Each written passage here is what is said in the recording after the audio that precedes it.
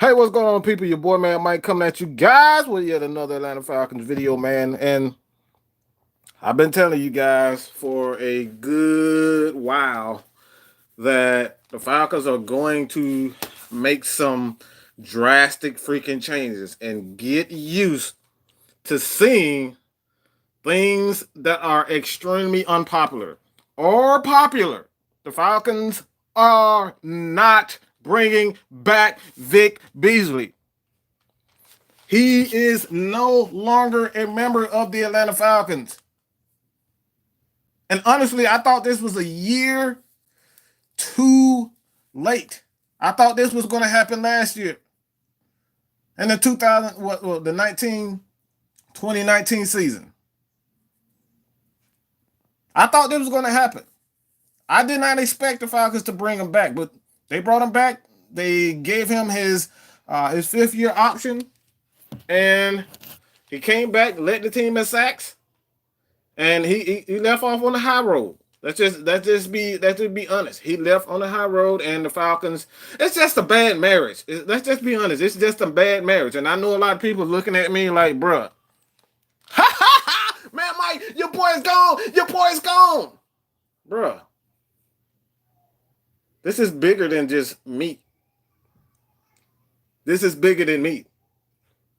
The Falcons needed this to happen. Vic Beasley, he's just a bad. It's just a bad energy when it comes down to Vic Beasley and the Atlanta Falcons. It's almost like Michael Vick. It's just a bad freaking energy. It's a bad energy with Vic Beasley and not Matt Ryan, with the Atlanta Falcons and their fans. They just don't like them. Takk is what Atlanta wants. They want that type of energy. They want a guy who's going to get on social media and behave like them, act like him. They want a guy who is, he portrays like he's very confident. He gets hype on the field. He just looks the part. Takk seems like a guy who's rough and rugged. That's what Falcons fans like. That's what Falcons fans want. Vic Beasley is just not what Atlanta wants. And he just did not, it wasn't inconsistency. It wasn't consistent. But one thing that doomed Vic Beasley from the very beginning is that incident in the tunnel. That incident in the tunnel. That incident in the tunnel where he's sitting there after a loss, that doomed him. That right there doomed him. That's the type of players that Falcons, even me, who's been the guy who's been saying from the very beginning that the Falcons were not utilizing Vic Beasley the correct way, which was true. But I can't even I can't stick up for this guy for what he did on that. That right there was an ugly, ugly incident. And that right there is what really doomed Vic Beasley. That showed Dan Quinn, that showed Arthur Blank that, yeah, we need guys that's going to be here and going to be all for us and not quit. And Vic Beasley quit on that situation. He did. He absolutely did. But he came back the following year and he led the team in sacks. He worked hard. All right? He worked hard. But this right here, I've been saying this for a long time.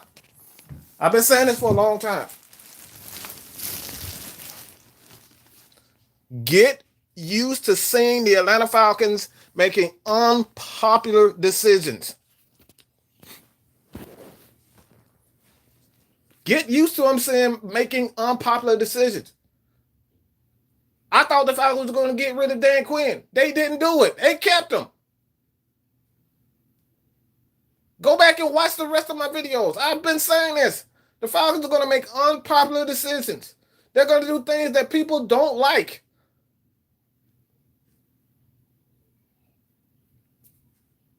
And this is just the beginning.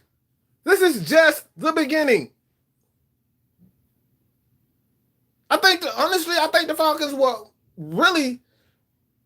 Falcons were definitely thinking about letting Vic Beasley walk last week, but last offseason, but they were unprepared and they had to bring him back. They did not pull the trigger on a couple of deals, and they was pretty much forced to bring back Vic Beasley. The Falcons were looking to decline his option because it was just a bad freaking marriage. And now they want to start over with Takk. But who is their freaking target this time? Who are they trying to go after? It's obvious that they are in the hunt for a defensive end. That's obvious.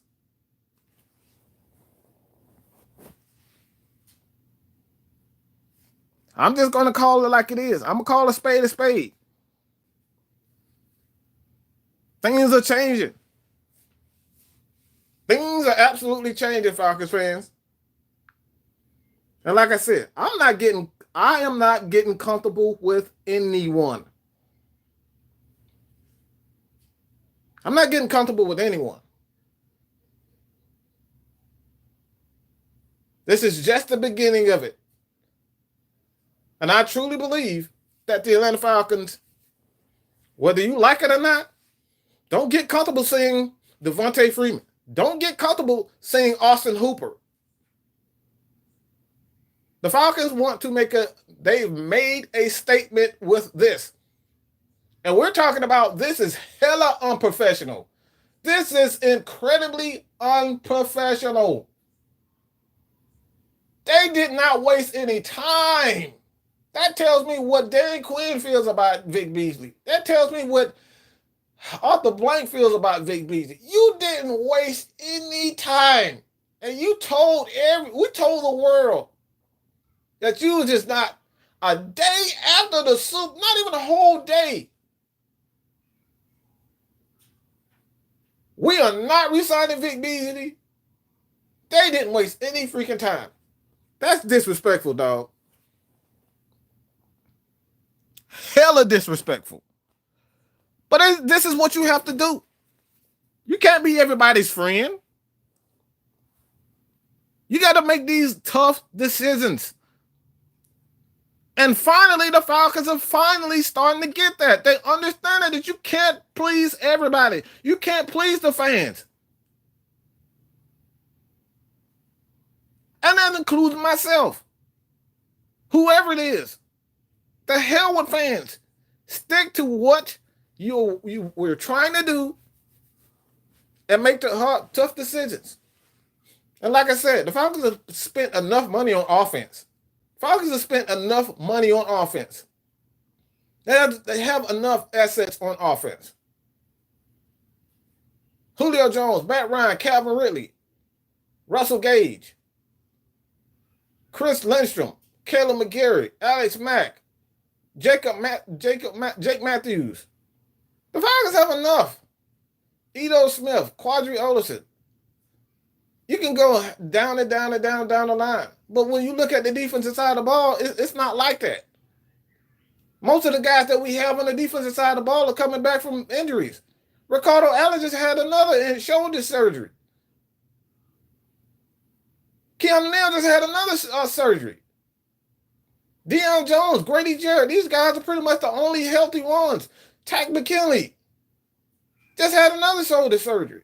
So the Falcons, they need to address this defensive side of the ball. You can't continue to put money into the offense. So Falcons fans, get ready for changes. Do not get comfortable. I'm not saying that the Falcons will not make a play after Austin Hooper, but I would not be surprised that Austin Hooper walks. Because we need to address the defensive side of the ball for the first time and put playmakers around Grady Jarrett. People are saying, oh, we need an impact player. We have an impact player. His name is Grady Jarrett. We have one of the best defensive tackles in the game. And we're putting nothing around him. want to hear people say that we don't have an impact player. You can't tell me, you can name me maybe 1 or 2 players, defensive tackles in this game who are better than Grady Jarrett. That's it. Maybe. Grady Jarrett is an impact player. And the Falcons must put playmakers around him. You paid him the big bucks, get him something.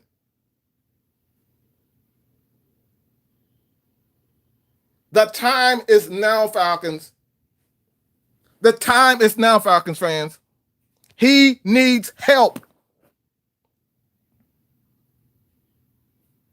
It's not all, it really isn't all about going out making, the big spending $1 billion on a player.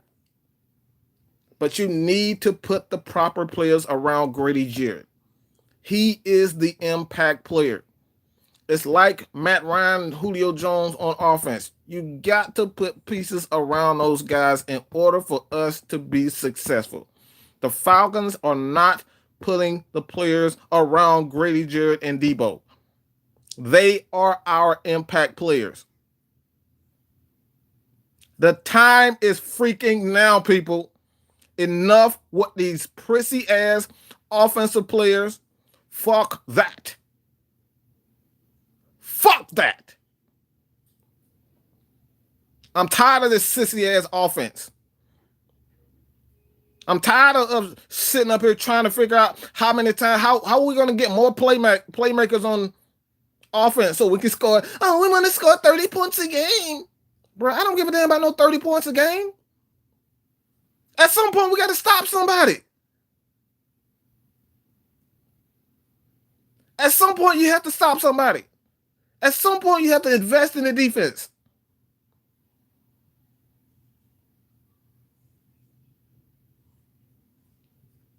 And yes, all we want to win. But we see this. We've seen this. I've told Dan this. I've told everybody who is a part of unintentional grounding. And people that are outside it. I've said this over and over again. It doesn't matter if you have a dominant defense. It doesn't matter if you have a dominant offense. If your team cannot work well together, chemistry, continuity, it doesn't freaking matter how many points you score. If your offense doesn't work well with the defense, if the defense doesn't work well with the offense, special teams is included, bro, it doesn't matter. This is a team game. It has to work together. It works together. Doesn't matter. How many times the Falcons, how many times that Matt Ryan has had this offense in the top 5? This dude won MVP. He won MVP in 2016 and could have easily won it in 17, 18. Won it in 18. He arguably had a better year. Kojak, appreciate that, dog. He could have easily, Matt Ryan could have easily been in the conversation, but the Falcons was 79. That's the only reason why the Falcons did not. Matt Ryan did not. He was not in the MVP conversation because the Falcons was 79. This dude had arguably a better year in his MVP season in 2018. Matt Ryan had arguably a better year in 2018 than his MVP season. And why? Why did that go unnoticed? Why did that go unnoticed? Because the team did not play well together. It doesn't matter. Like The Rock said, it doesn't matter. It freaking doesn't. It doesn't matter. And I told people exactly about this. I told y'all. I told you. I told you. When are people just going to say, bro? When I told you guys about Kyle Shanahan, everybody argued up and down. We got people argued up and down But Quavo said that Kyle Shanahan made Matt Ryan. Quavo said. Know what I'm saying? They said Kyle Shanahan made Matt Ryan. Yo, I've been telling you guys, you can't get caught up in your feelings. Just because a guy helped architect one of the best offenses I've ever seen in the NFL doesn't mean that he was the man and the mastermind behind everything. He helped. He helped Matt Ryan attain that level. The Falcons obtain that level. He didn't do anything new for Matt Ryan. What Kyle Shanahan did with Atlanta Falcons was come in and establish balance. The Falcons did not have balance under Dirk Cutter. That's why they were a great pairing. Because Matt Ryan provided Kyle Shanahan what the great quarterback his offense need. Kyle Shanahan provided the Atlanta Falcons with the running game that we so desperately needed. That's why they were a perfect pairing.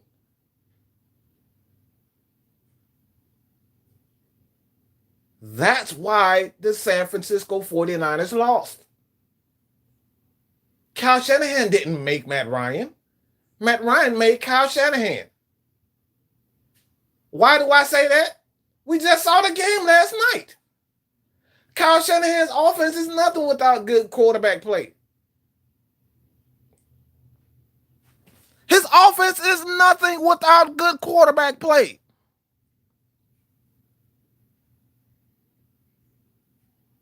But this is what I'm saying. We gotta call a spade a spade. Football is a game of chemistry, dog. Continuity. It doesn't matter how great of an offense that you have. You can score 40, 50 points a game. We've seen it this year with the Rams. The Rams were scoring 30 points a game. And that Super Bowl run, they were scoring 30 points a game. But guess what? They couldn't get anything going in the playoffs. They couldn't get anything going in the playoffs. That chemistry, that continuity did not exist, and they end up losing in the Super Bowl.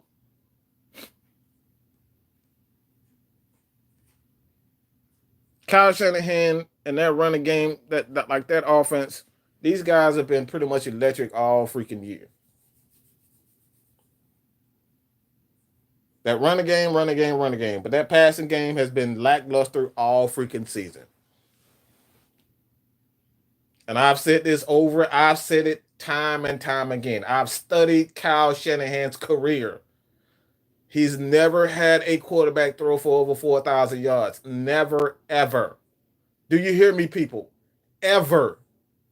Until this season, it was the first year that he's had a quarterback throw for 25 plus touchdowns in the season. This is the first time.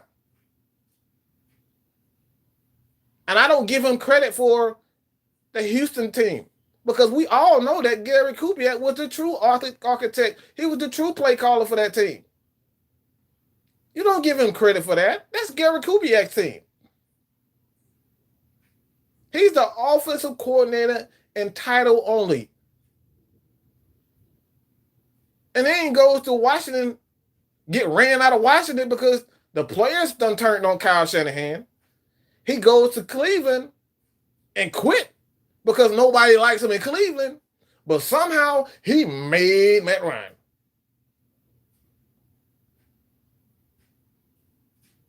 Kyle Shanahan is a good coordinator.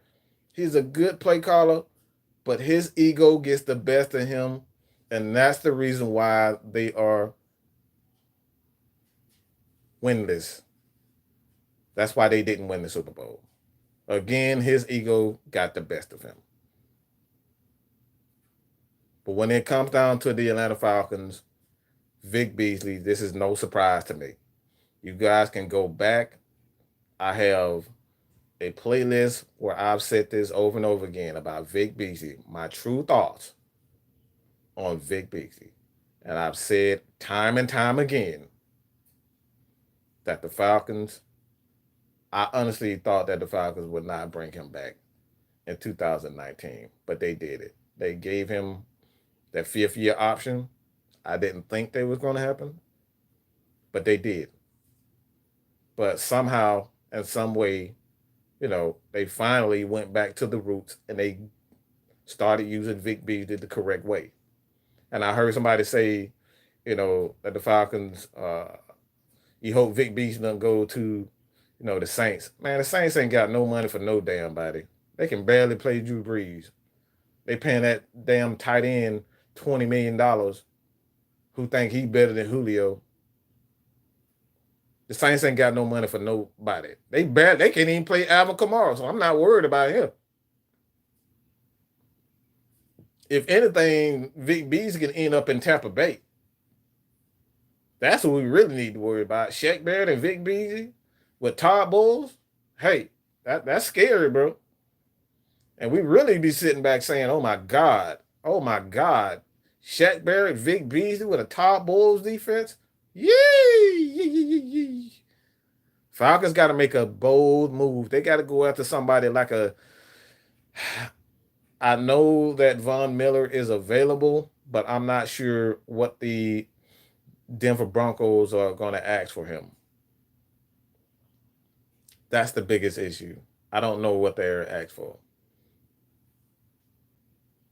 The Falcons are going to obviously have a plan. What is that plan? That was the question. That's the question. The Falcons actually can afford Von Miller. They can move around. I don't know. I've been saying this over and over again. People, stop lit. The cap is not an issue. It's not an issue, people. It's not an issue. The cap was never an issue. You can restructure a couple of contracts. It's easy. The cap is not an issue. It was never an issue. That's why you sign guys like not Vic Beasley, but Grady Jarrett, Julio Jones. That's why you sign these guys to contract extensions, give them the signing bonus, what they need, $40-50 million, because you can move the cap around. This has never been an issue. But there is something that has come up, and I will make a video on this, that is kind of bothersome, that could possibly hurt not only the Atlanta Falcons, but it could hurt a lot of teams. If this doesn't get resolved, this is going to hurt a lot of teams. A lot of teams are going to be stuck with contracts. They're going to be stuck with players, and it's going to be hell if it isn't resolved. Lieutenant Dan, and the money guy, the stats guy, the real Patman brought this to my attention. This could be bothersome for the entire league if this doesn't get done and resolved. And like I said, I will make a video on this, but this is scary, dog. This is absolutely scary.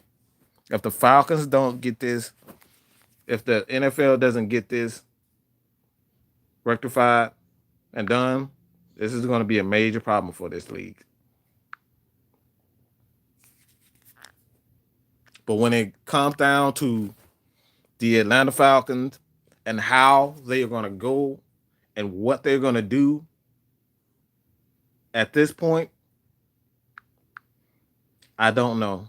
This is the first time that I've said this in years, that I have no idea what the Atlanta Falcons are going to do. I don't know. Seriously. I don't know. And I love it. You can see Vic Beasley in a Colts uniform. I can see it. I appreciate it. I appreciate all you guys. Archangel, Justin Rogers, Makari. What's good, dog? Lucas Stricker, 808 Border, Rhino Rocks, Kojak, Yusuke Knight. Appreciate everybody. AJ Evans,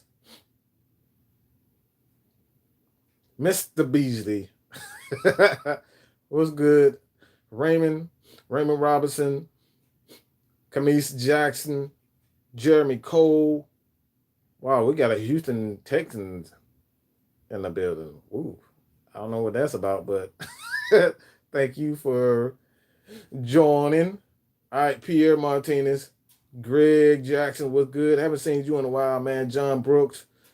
Uh Man, I love doing these goddamn lives, man, because this is where I get to be me. This is where I shine. I think I shine better in these live. I like doing the videos, but I love doing these live because I don't like to be filtered too much.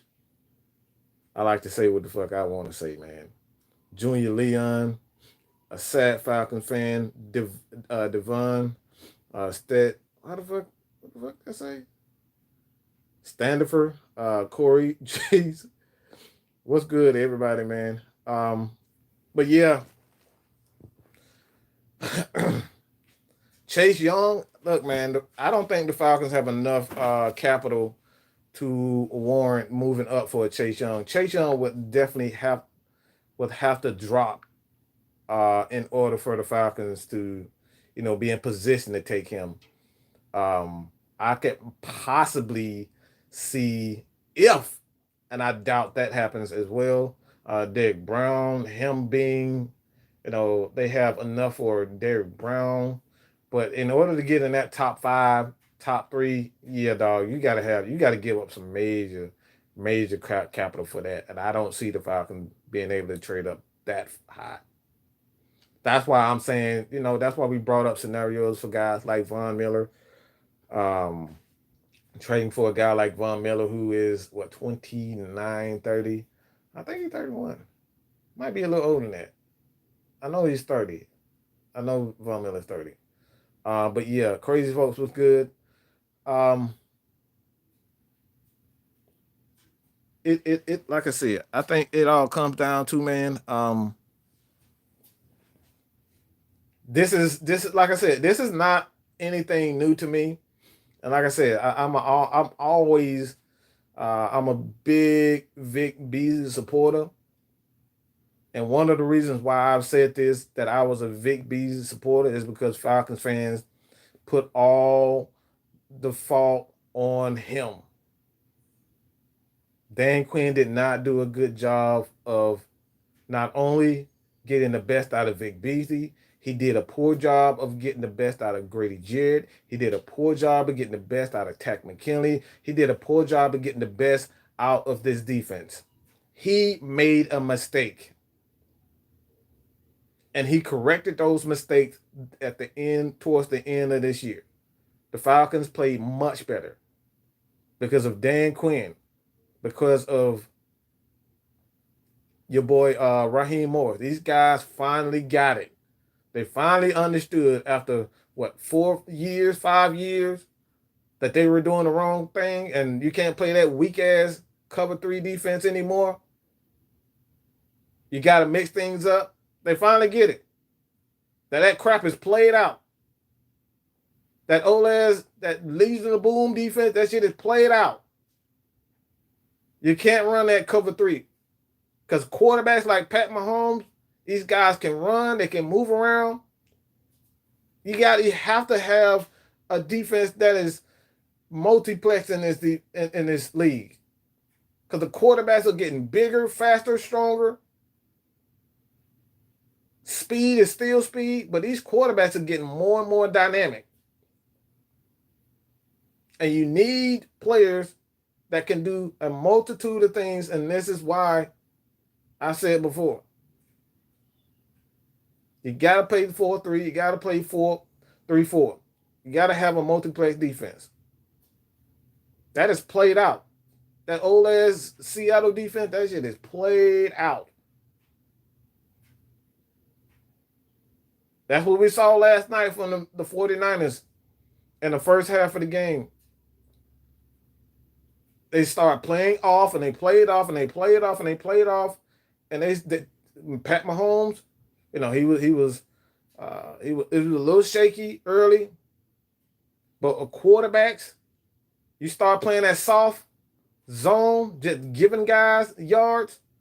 Oh, the quarterback is eventually going to get in a rhythm, and once that quarterback get in a rhythm, you done. And that's why the 49ers, they played with fire last night, playing that same off coverage, which allowed Pat Mahomes to just sit back and just dink and dunk and get in the rhythm. And with a quarterback like a Pat Mahomes who can move around, bro, you're playing with fire. You're playing with fire. You got to get aggressive. You got to play cover 2. You got to play cover 3. You got to mix coverages. You got to blitz. You got to show different fronts. This is a new NFL. You can't stay in one particular scheme. Offensively, you can't do the same stuff over and over again because the defense is going to figure out what you're doing, and they're going to make the necessary adjustments.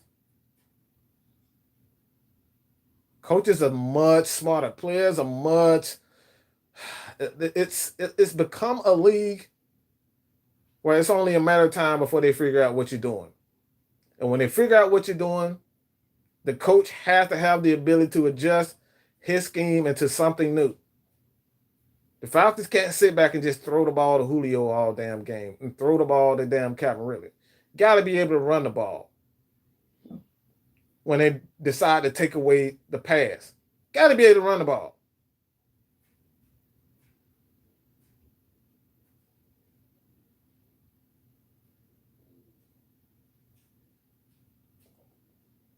Falcon for life. Brent, what's good, man? This decision did not shock me at all. I'm kind of surprised we're keeping Takk, but he is faster than Vic and younger. I don't know about the faster part, but he's a much more complete defensive end slash. Uh, yeah, I'll just say he's a much more complete player than Vic Beasley, Takk. But the only thing that concerns me with Takk is just these injuries, bro. These injuries. He's a much more and Takk has to work on his setting the edge. Takk edge play is horrendous.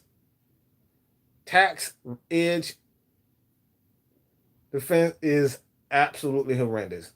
Teams attack Takk. They go after Takk. This dude can't stop the run for nothing because he's too aggressive. But he's a much more complete pass rusher than Vic Beasley. And that's why at this point in time, I do not see the Atlanta Falcons moving on from Takk. They're going to keep him. They're going to bring him around slowly. They're going to see what they have in John Kaminsky, who's a bigger guy who played the run. He's much more physical. He plays the run. He definitely has speed. So the Falcons are going to go to him. They're going to go after a defensive lineman, defensive end in the draft. A guy like Chazon, LSU, that guy that comes to mind, I think he's a guy that you can definitely bring in to replace Vic Beasley. Like I said, I'm going to have all this coming soon, man.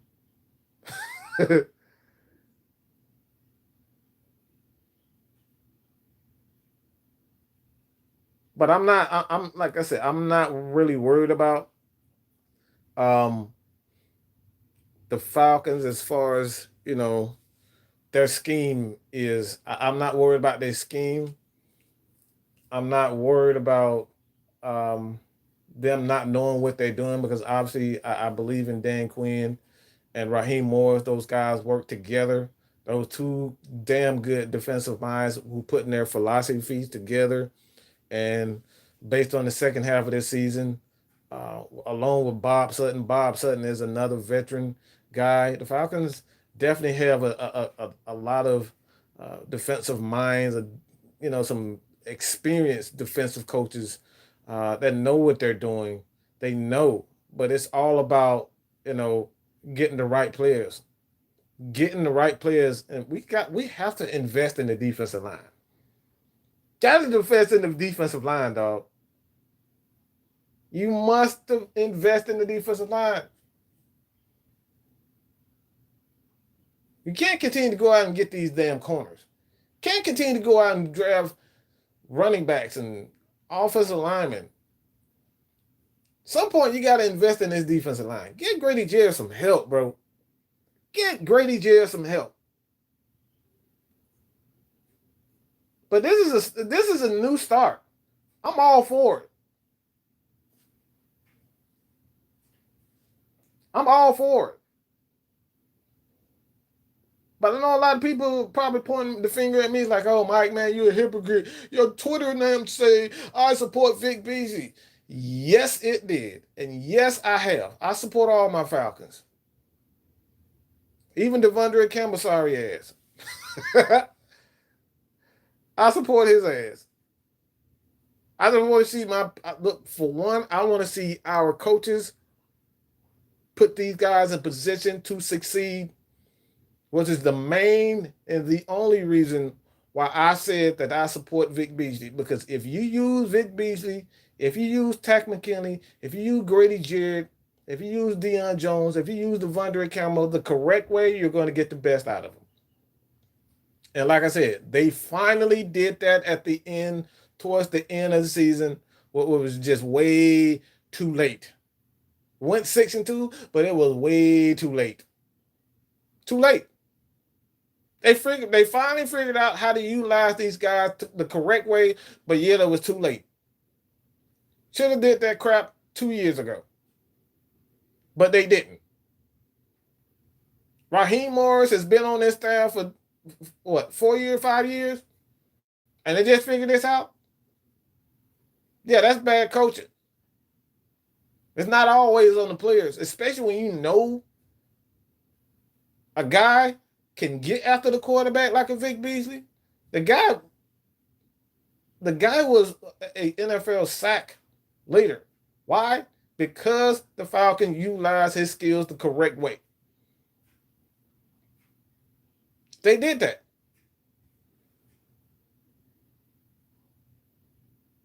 They did that. But they went away. They thought Vic Beasley was a complete pass rusher and used him solely as a defensive end. And he got exposed. And the Falcons defense suffered because of it. You did not utilize these guys the right way. And then you turn around and try to do the same thing to Takk. Have Takk lose weight. Takk isn't a coverage guy. You have Takk lose weight.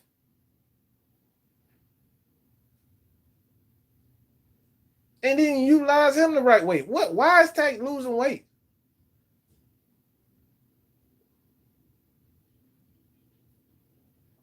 Like, these are the things that you look at Dan Quinn and you say, bro, like, what's going on? They finally get it. You got to move on from Vic Beasley. And like I said, what really did it for Vic Beasley was that sideline, what that issue on standing on the sideline. The game isn't over. That looked absolutely terrible. That was awful. And I don't, like I said, I'm probably one of the biggest. I'm probably one of the bigger Vic Beasley fans. Still think he's a pretty good player.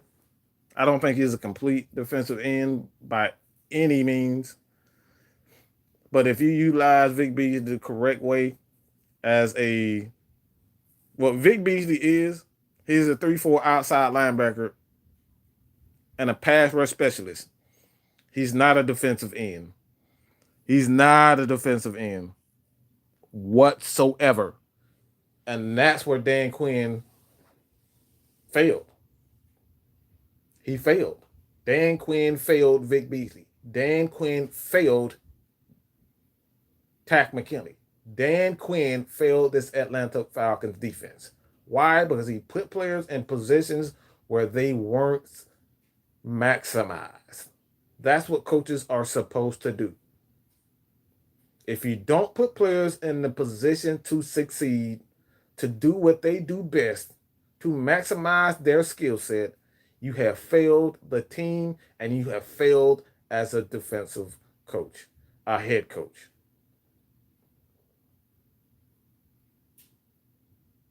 That's why the Falcons are sitting at 79 for the second season in a row.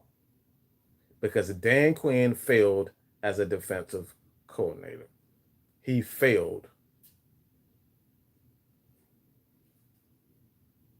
So if you want to blame a specific player, go ahead. Yes, they have to execute. But when these players are not put in a position, when you constantly putting Devondre Campbell in coverage, when his ass can't cover a motherfucking fullback, this dude can't cover a damn slow ass fullback who run a 4.8. Devondre Campbell can't cover a damn toddler. You got this motherfucker in coverage and wondering why teams are picking at him. Yeah, use him as a blitzer or take his ass off the field. Dan Quinn refused to do that. And what they did to kind of, get the best out of Devondre Campbell, they used him as a blitzer. They used him as a pass rusher. Get his ass out of coverage.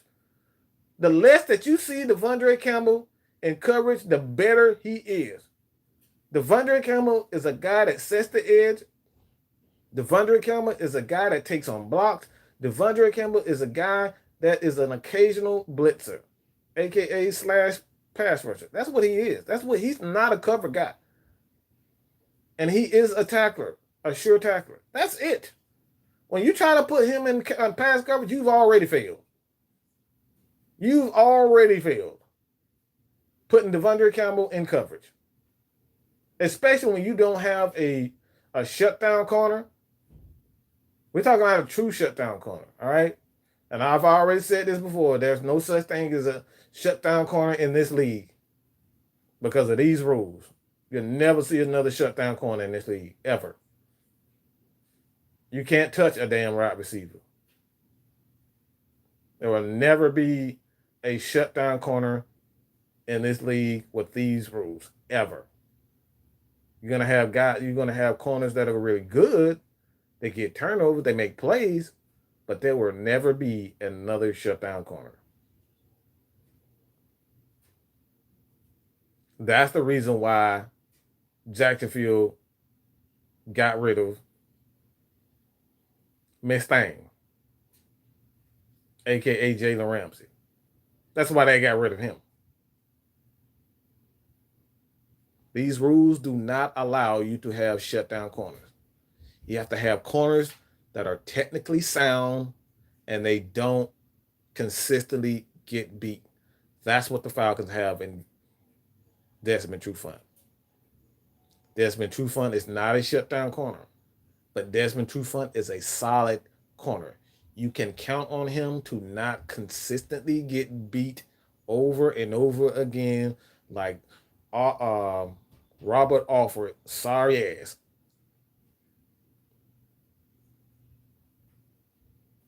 This is what you need in the NFL. So when it comes down to it, absolutely, man, I'm not surprised.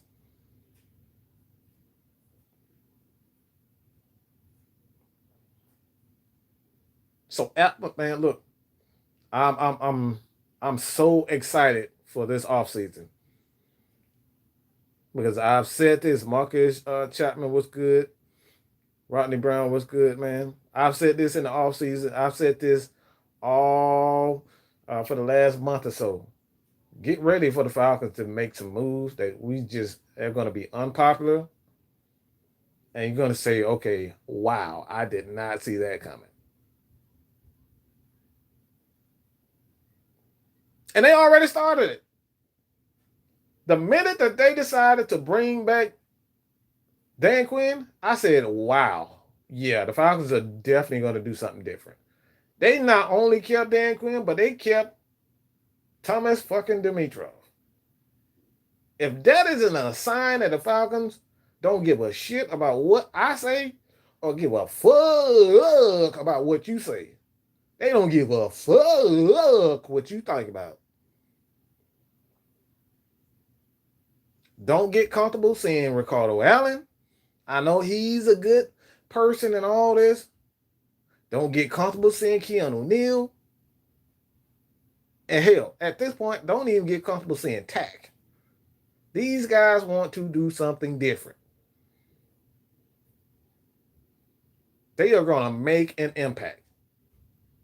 They're going to make an impact move. They're going to make one of those moves that say, oh my God, these Falcons are not playing. And they're going to make these moves that say, bro, what are y'all doing? What are you doing? You getting rid of who? Yep. This is how this offseason is going to go. This is it, Falcons fans. You could possibly see Keanu Neal being traded if a team is willing to take on that salary, but that salary is guaranteed. He's going to make that. The CBA says when you're drafted, your first contract is guaranteed to you as a player. But the Falcons can trade him to a team that agrees to take on that salary. So it doesn't automatically 100% guarantee that Keanu Neal will be with the team. But it does. I doubt that any team would want to take on his salary. So in essence, the Falcons will probably have to bring back Keanu Neal, which they will, and they will probably convert him into a linebacker, Corey.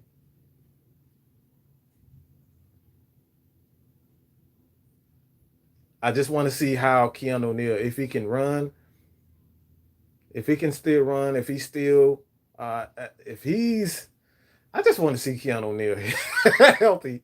I just want to see the dude healthy, bro. I don't know if he's gonna play safety, but I just want to see him healthy, man. Just 1 year, okay? God damn.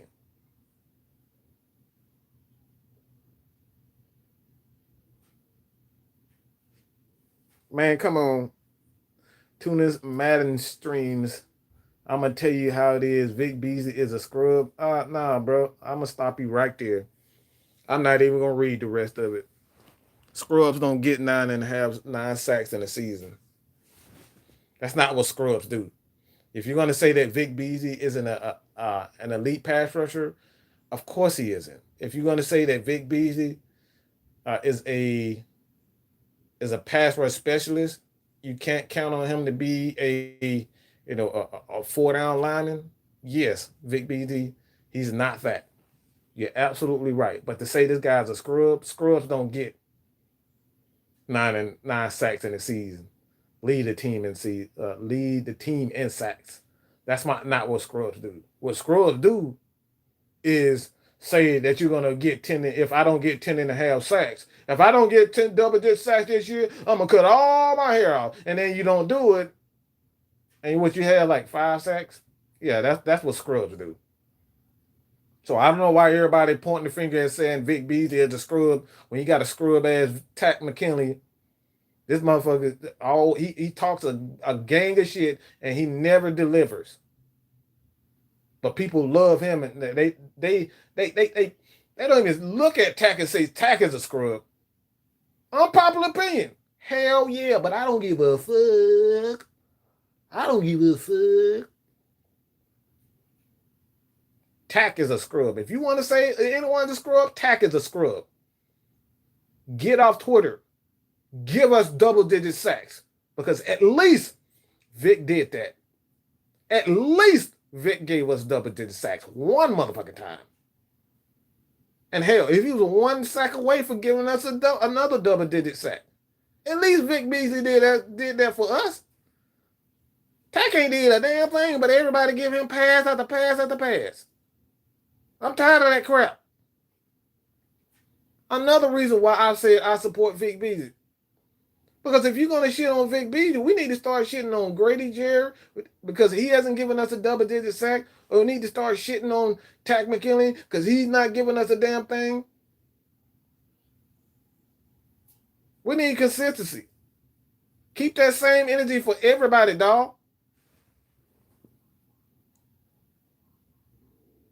Keep that same energy, bro. That Trae Young life. Y'all already know what that is. Keep that same energy, bro. Because you know I'm going to say when I'm wrong, I'm wrong. I ain't got no problem saying that shit. I've been called out plenty of times on this motherfucker. Y'all call me out anytime. Y'all call me stupid. Y'all call me Mike. I don't know what the hell you talking about. You wrong. I ain't got no problem with it. But y'all motherfuckers, y'all got to stop giving Takk a pass. Y'all got to stop giving Takk a pass. I don't know who the hell what he done did to y'all. I don't know if y'all like him because y'all feel like he's a tough guy. He's a funny guy. I don't give a damn about all that funny, likable shit. If your ass ain't look, you can be fucking corny as hell. You can be retarded. Okay? I don't give a damn if you're retarded. If your fucking IQ is 10, I don't give a fuck. If your ass is not performing on the field, I don't give a damn if I like you. I want results. That motherfucker could be Forrest fucking Gump on the field, off the field. IQ stupid than a motherfucker. I don't give a shit. If your ass cannot perform on the field, if you're not consistent on the field, I don't care if I like you. I don't give a damn if everybody else like you.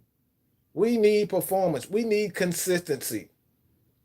So we got to keep that same energy. If we're going to point the finger at Vic Beasley, if we're going to say that Matt Ryan needs to be consistent, if we're going to say Julio Jones needs to be consistent, if we're going to say all the other guys who we like, support these guys, we need to get that same energy for the guys who aren't performing.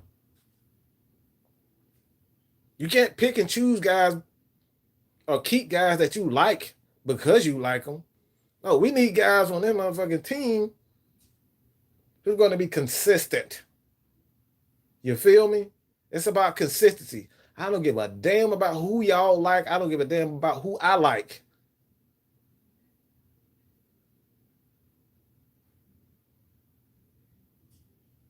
Because if I'm going to be real, if I'm going to be real about anything, that's it.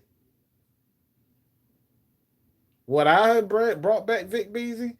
Yes, I would have brought back Vic Beasley. That's my personal opinion about him. Personal opinion. But this energy with Vic Beasley and Atlanta Falcons fans and Atlanta Falcons coaching, just bad energy, bro. Bad energy. Vic got to go. Falcons just got to start over. That's some bad energy. Falcons fans just want him gone. Former players want Vic Beasley going. It's a bad energy. I don't know what it is. I don't know if Vic Beasley took their damn girlfriend. I don't know if he stiffed them on $100 or I don't know.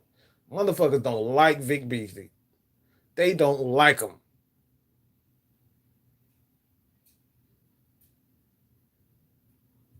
They don't like Vic Beasley. They want this dude thrown in the pit fires of hell, bro. They want that motherfucker gone, executed, okay? They want this motherfucker gone. The energy with Vic Beasley and his Falcons fan base, players, former players, Chuck Smith can't stand his fucking guts.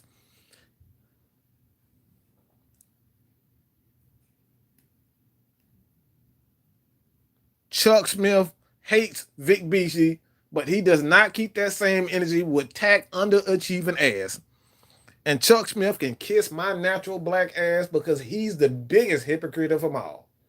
How the fuck can you hate on Vic Beasley and you look at Takk fucking McKinley who's not consistent, and you talk about you talk about Vic Beasley like he's not doing a damn thing. He's doing more than Takk sorry ass is.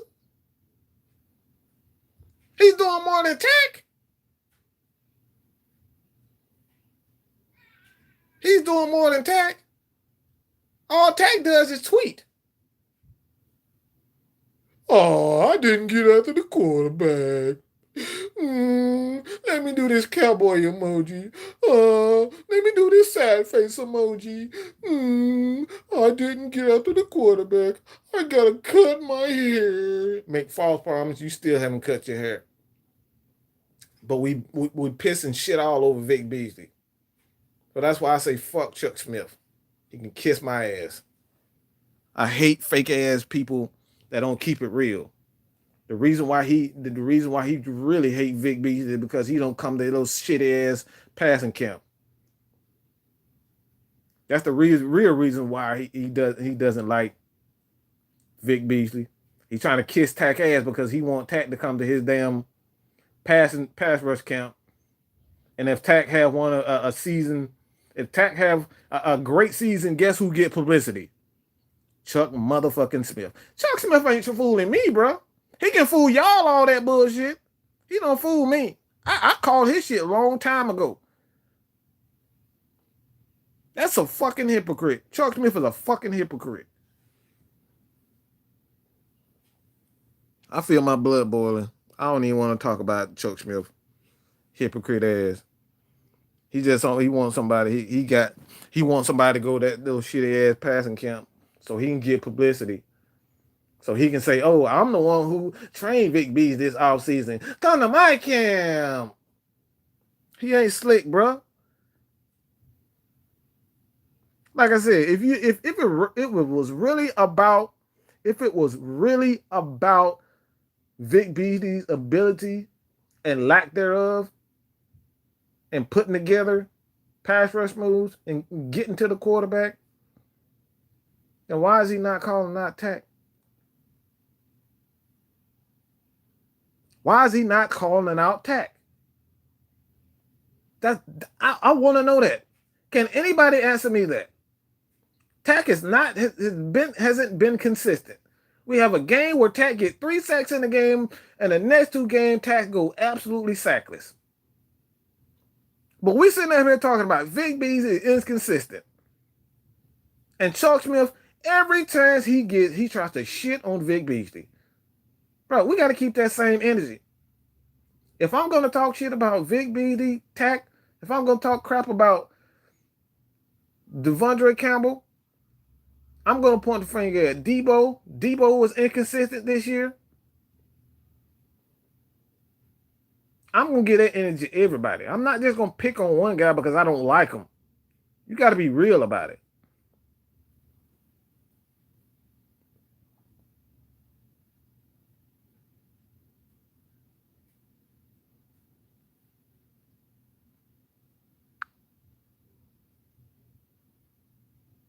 Campbell is a free agent. The Falcons could possibly make another. They could possibly make a run on him, but the way Campbell is talking on Twitter, man, like I should have saw this coming. Blah blah blah. I don't think Campbell is coming back.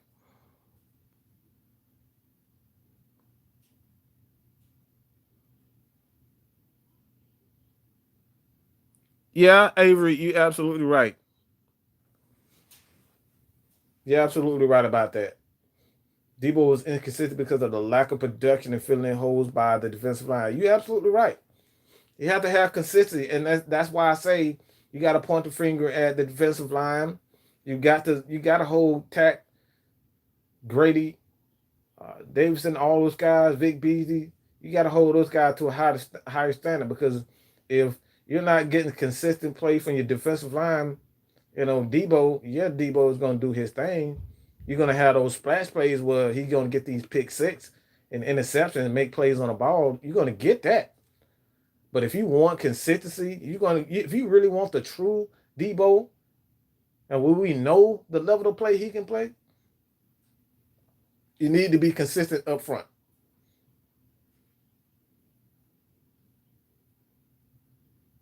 So yes, we need a defensive tackle alongside Grady Jarrett because we cannot continue to have Grady Jarrett playing four no, every freaking snap.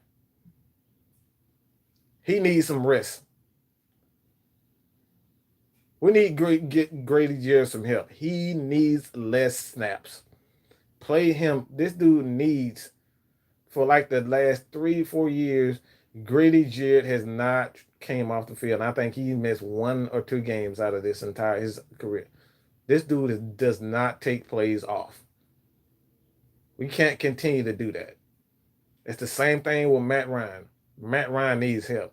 We can't continue to lean on Matt Ryan. We can't continue to lean on Grady Jarrett to make all the plays on defense, on the defensive line. The guy needs help. He needs plays off. If we're going to get the best out of Grady Jarrett, then he needs a playmate. He needs a defensive tackle. He needs a defensive end. The guy that's going to be consistent.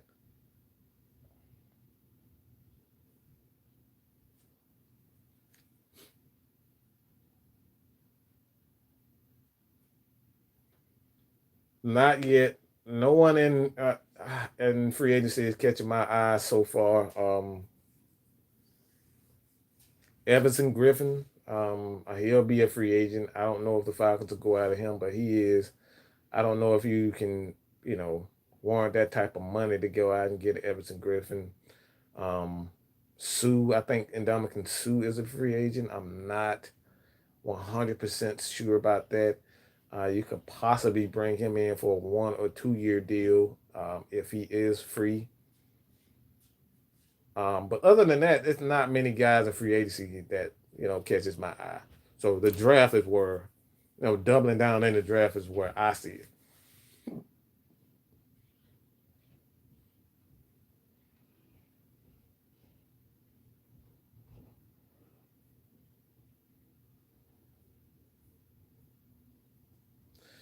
Vic Beasley supposed to be like that's why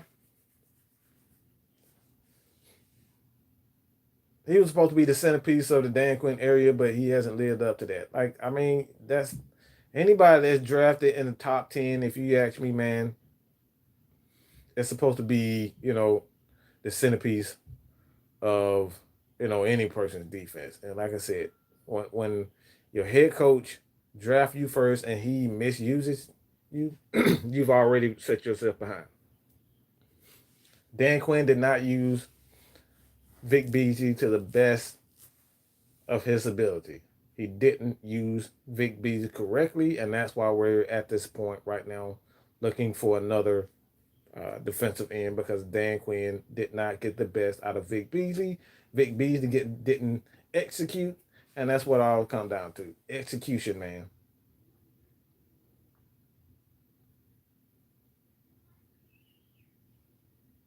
Sometimes the draft don't go the way you expect. Sometimes the draft don't go the way you expect. You know what I'm saying? It doesn't go the way you expect. No one would have said that, Grady Jarrett, looking at that draft, that Grady Jarrett would be a better player than Vic Beasley, a better impact player than Vic Beasley. Nobody would have said that. I wouldn't have said no crazy shit like that. That Grady Jarrett would have been a bigger impact player than Vic Beasley after the watching the draft. No, nobody could have said that. No professional player would have ever said that.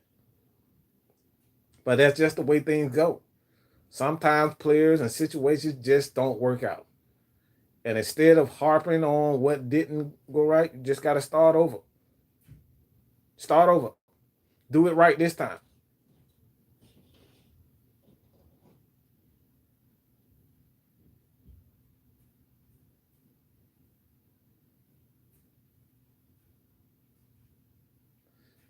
We have a feeling we're tagging defensive ends in the draft. Well, if you look at Raheem Morris, his history as a defensive coordinator, Raheem Morris likes to use bigger defensive lines, and that's why I feel Vic Beasley did not. Um, He did not fit well what Raheem Morris wants to do. He and Dan Quinn wants to do. And that's it. They got to get bigger. They got to get faster. And the Falcons just want to be more of a cover. They want to be a bigger, more of a coverage. They want to put more emphasis on coverage this year than anything. They're still going to be fast. They're still going to have athletes. They're still going to have guys who can, get after the quarterback and be fast. That's why I say Chazon. I don't know how the hell you say his name, but the dude from LSU, he's going to be a target for the Atlanta Falcons. But they are definitely going to go after bigger defensive linemen. That's why you have guys like John Kaminsky and Takk McKinley. I fully expect him to be to play a significant role in the Falcons defense. John Kaminsky coming 2020.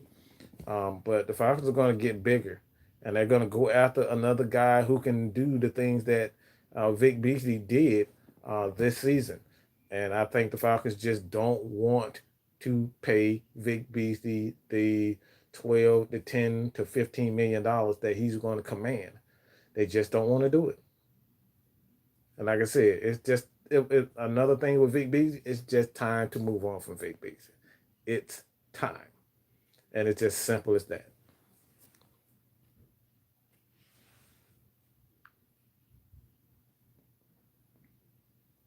If you guys already new to the channel, hit that subscribe button, man. Appreciate everybody who donated to the channel, man. I truly appreciate all you guys.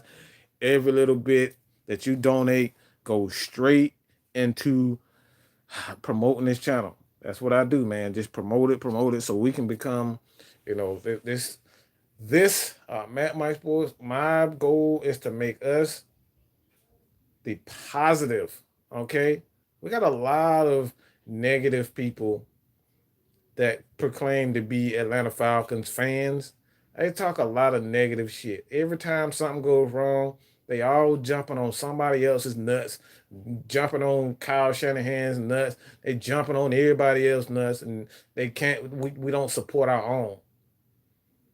We got guys like Chuck Smith, who's supposed to be, a true Falcons fan and supporter of the team. That dude talk trash more. He loves to talk trash about Falcons. He'll go out his way to talk trash about Dan Quinn. He'll go out his way. That's why I can't stand Chuck Smith's guts. I can't stand his freaking guts. He goes out of his way to talk trash about everybody. Fuck Chuck Smith, okay? Fuck him.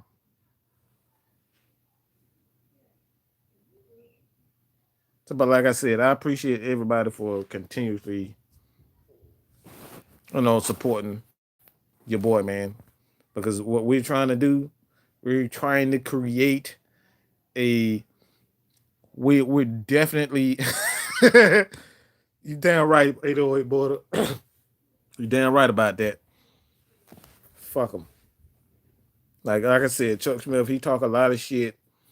It's like he loves to talk negative and what the Falcons can't do, they need to do. He's fucking suck, and it's like, but he get a lot of people passes, man. What I like to do, what I do, yeah, I'm going to talk shit about a player when they play bad, but I'm not going to continuously bash these guys over and over and over again, and then give other guys pass because I like them. Like, nah, bro. We get enough of that. We get enough of that. Chuck Smith don't speak facts. Chuck Smith speak facts when it only concerns him. Like if it Chuck Smith, like I said, if Chuck Smith was such a fact speaker, why the hell he ain't giving that Takk McKinley that same energy that he give Dan Quinn, that same energy that he gave Vic Beasley? Why he ain't giving Takk that same energy?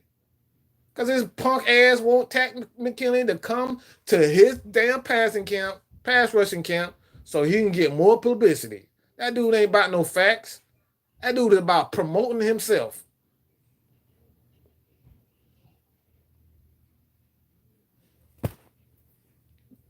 I dare anybody to go and say what Takk. Go look for something that he said negative about Takk.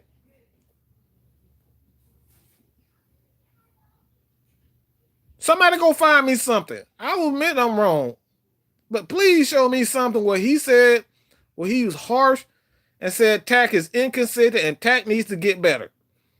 Somebody show me.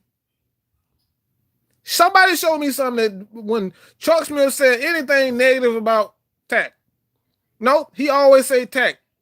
No, what he said about Takk is always the same stuff. If he comes to Chuck Smith camp, I'll be able to teach him this, man, so he can be a monster. Takk already has the power rush move, and I'll teach him something that he can combat that. Like he's it's always about promoting himself. It's all about promoting himself. That dude, he speak facts when it only. I said Chuck Smith only speaks fact when it concerns him promoting his brand.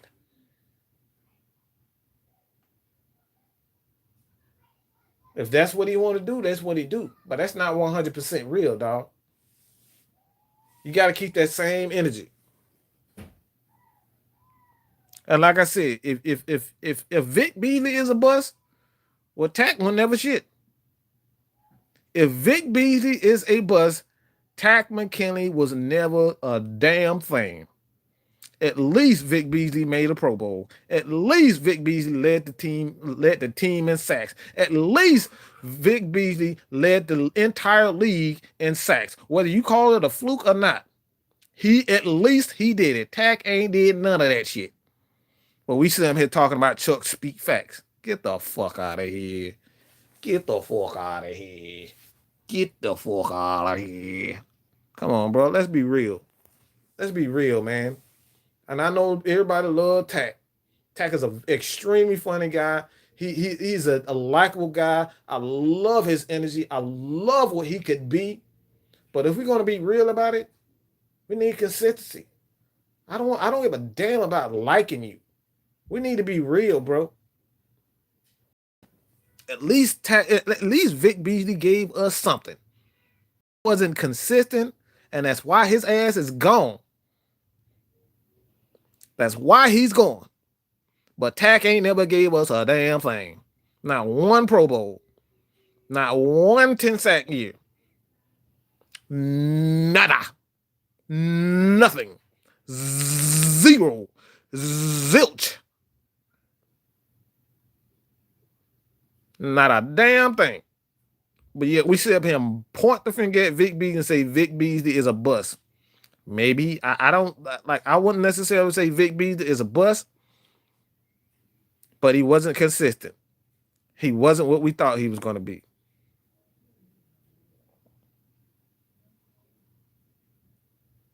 And like I said, Takk he can still be a great player. Takk can still. It's not too late for Takk. It's not too late for Takk. It really is not. It's not too late for Takk. But he has to get over these injuries, and Takk has to. He must be consistent. He's not consistent. He hasn't even given us a 10-sack year. Vic did that. He almost did that this year. He was a half a sack, a sack away from giving us another double-digit sack. Takk ain't never did that.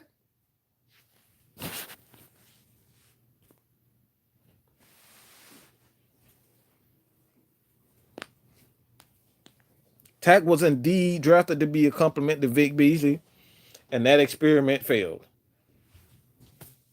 It failed miserably. But like I said, I'm just going to be honest and I'm going to be truthful about it. And I'm going to hit you guys up later, man. I appreciate everybody for continuously supporting your boy here at Mad Mike Sports, man. The Atlanta Falcons fans, all right? Man, y'all mean everything to your boy. And I'm being sincere right here when I say this shit. I love Falcons fans because y'all motherfuckers are not fake. Y'all ain't fake when it comes down to giving me hell. We talking about me. Y'all give it to me. Y'all give it to me. Whether I agree with you or not, we don't have to agree. But right here, what we do, unlike that punkhead, all them other I ain't gonna say their name because I don't want to, bash other people and what they do. That's what they do. But what I do here, I want you guys' opinions. This is why I have segments like X Man Mike. And I created a segment, Falcons fans comments, where you guys give your thoughts underneath these videos. And I make videos pointing out your comments and what you have to say. Not a lot of people say that. Not a lot of people do that. Not a lot of people put you guys in the forefront where you guys establishing your points of views. This is what Mad Mike Sports is about. It's all about the people. All about you guys. And like I said, I truly appreciate it. Takk McKinley needs to get his shit together. Vic Beasley is gone. He is no longer with this team. The Falcons did that. They did that was a gangster ass move. That shit was like, man, we ain't bring your ass back. That motherfucker didn't wait a whole day to say that. They didn't wait a whole day to say that shit. They said, get the fuck out of here, Vic. They said, get the fuck out of here. You know what I'm saying? They did not wait. The Falcons pulled a straight up G move. A straight up G move. All right. A straight up G move. And they said, we are gone. We are not re-signing Vic Beasley. And we are gone. So with that said, continue to support your boy here at Mad Mike Sports, man. Tell your people to come chat with your boy, Mad Mike Sports, Atlanta Falcons football. And I'm gone. Peace.